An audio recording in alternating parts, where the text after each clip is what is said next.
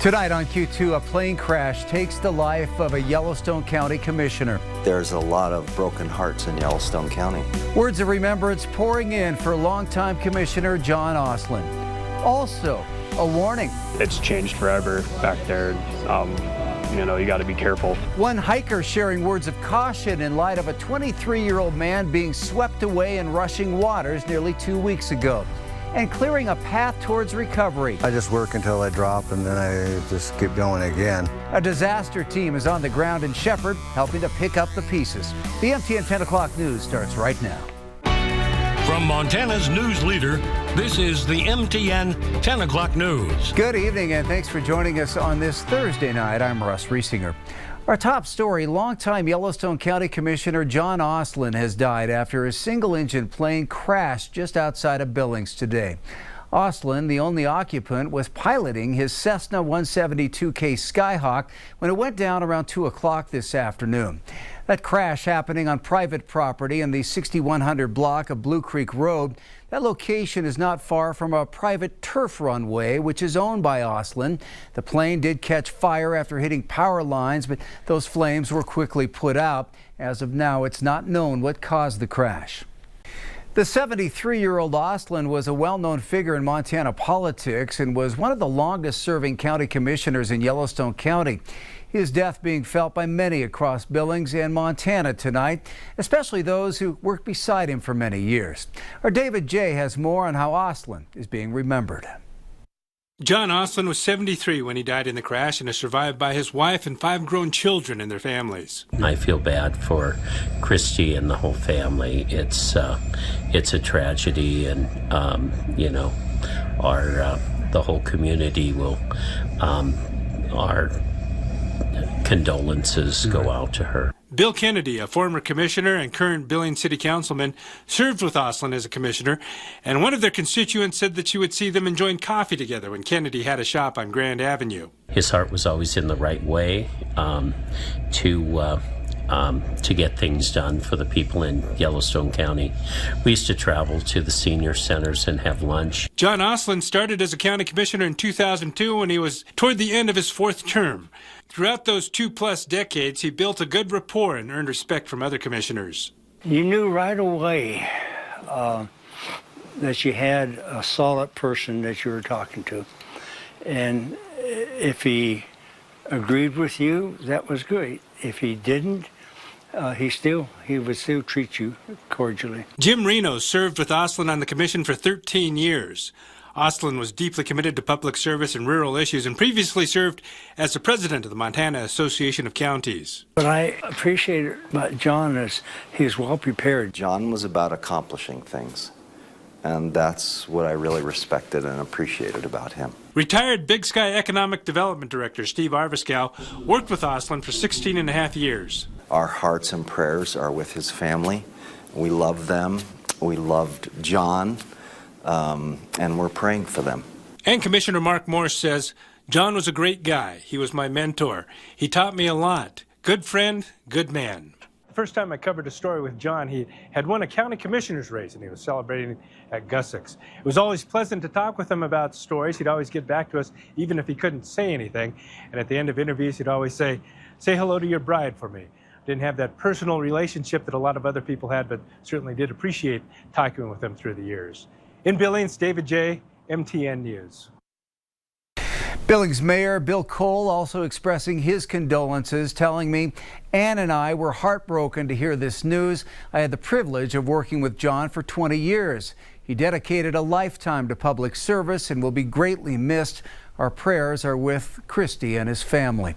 Montana Governor Greg Gianforte sharing his thoughts this evening as well, saying Susan and I join Yellowstone County in mourning the tragic loss of County Commissioner John Osland, who served his community for years. Please join us in praying for his loved ones during this difficult time. Crews are again putting off the search for the body of a missing hiker in East Rosebud Creek who was swept away by swift waters back on June 8th. Our Isabel Sparts has more on why it's become too dangerous right now for crews to continue the search. A 23-year-old hiker went missing just over an hour outside of Red Lodge in East Rosebud Creek. But now, nearly 2 weeks later, search efforts are proving to be difficult and taxing for the community involved. We go there to get away. We go there to find peace. East Rosebud Creek is a sight to see for many. For hikers like Hunter Clark, it was a dream destination. I saw a picture of it probably 10 years ago, and I was like, I'm going to go hike there. But historic flooding in 2022 changed it, taking out infrastructure like a bridge from the popular hike called the Beaten Path. We actually ended up changing our hiking plan and hiked in from the west side of the Beaten Path because it was high water. And that high water makes the creek near Rimrock Lake dangerous. And on June 8th, a 23-year-old male was swept into the rushing water and as of late Thursday is still missing. Whenever you know that there has been a tragedy like this in an area, it gives you pause. Multiple search efforts were immediately launched by Red Lodge Search and Rescue and the Carbon County Sheriff's Office. The next day we were able to send out additional ground crews and our drone crew. Additionally, they were unable to find any sign of the hiker. But according to Amy Highfield with Search and Rescue, the danger of the area makes these searches even harder. On Wednesday, a crew was flown into the area to resume the search, but that was brief. You can hear just the power of the water. It's formidable. It's deceptively calm up at the lake, but then when you get to this cascade, it's just pouring down. The search was called off. A stream height gauge that was installed will monitor the water levels and the weather. While recovery efforts will be resumed as soon as possible, it's a reminder to many outdoor enthusiasts to slow down and be cautious. If you don't have a good gut feeling, don't do it. The mountains aren't going anywhere. There's plenty of time to go back and do something and plan and gain experience and learn how to do stuff safely that's out of your ability level. In Red Lodge, Isabel Sparts, MTN News. The cleanup is far from over in Shepherd after a devastating storm ripped through Monday. The damage stretches for miles, from shattered windows to a home that was knocked clean off its foundation. Now a local disaster team is stepping in, helping neighbors pick up the pieces and start the long road to recovery. Our Marcus Kakova joined the effort and checked back in with a Shepherd resident still reeling from the storm's impact. In what was once a living room, It blew some of it into hypersonic particles. unavoidable dustings of glass are all that's left of Jesse Parman's windows following this week's high wind hailstorm. I've got it in all my limbs. And today, in the middle of all that glass, Jesse's got company. You can tell that because why? We have windows.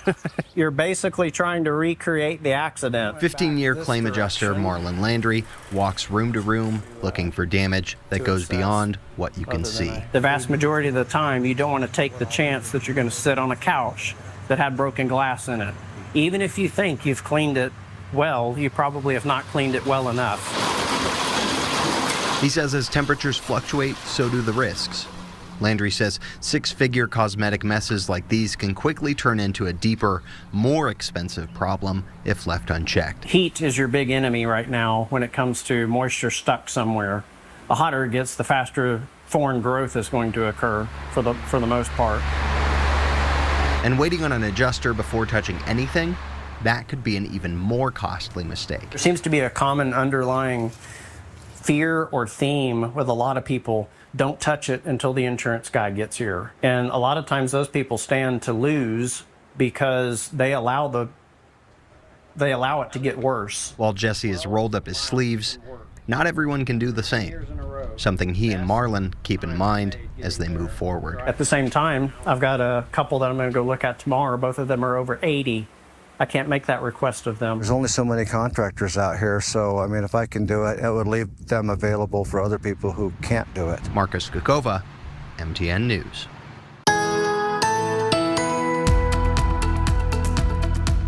Well, thankfully, nothing that severe right now around Montana and Wyoming. We still have an active late evening, the final full day of spring, and still spring-like with lots of showers and thunderstorms, and more rain is pushing over Bozeman Pass toward Livingston right now, getting into other parts of Park County, getting closer to Sweetgrass County too. Further to the east, we've had some showers and thunderstorms pushing over Hysham, just to the north of the Forsyth area, and some light rain has been falling around Miles City, and more active weather from Fallon County southward all the way toward the Wyoming border with some more showers and thunderstorms. Now, it was a very warm day today. However, it will not be this warm again for quite some time. I'll give you all the details for the first week of summer coming up. As tensions and attacks grow between Israel and Iran, President Donald Trump continues to consider joining Israel in its offensive against Iran. The White House says the president will decide within the next 2 weeks whether he'll order U.S. forces to strike. Multiple sources tell CBS that Trump believes disabling Fordo, Iran's most secure nuclear site 300 feet beneath a mountain, is necessary because of the risk of Iran producing nuclear weapons. A Defense Department official does say the president has approved attack plans, but hasn't signed off on a final decision. The deaths continue to rise on both sides as Iranian airstrikes hit a hospital in southern Israel today. And President Trump has once again delayed a ban on Tik Tok, meaning another pause in a court case challenging Montana's Tik Tok ban. It's the third time he's delayed it since returning to office. That gives another 90 days for the federal government to work on a possible deal for TikTok's Chinese parent company to sell it. Montana's ban on the app passed during the 2023 legislative session, now sitting in a federal court of appeals. Last month, all parties agreed it didn't make sense to move forward since much of the case is impacted by federal rule. If TikTok is sold, Montana's ban will automatically become void.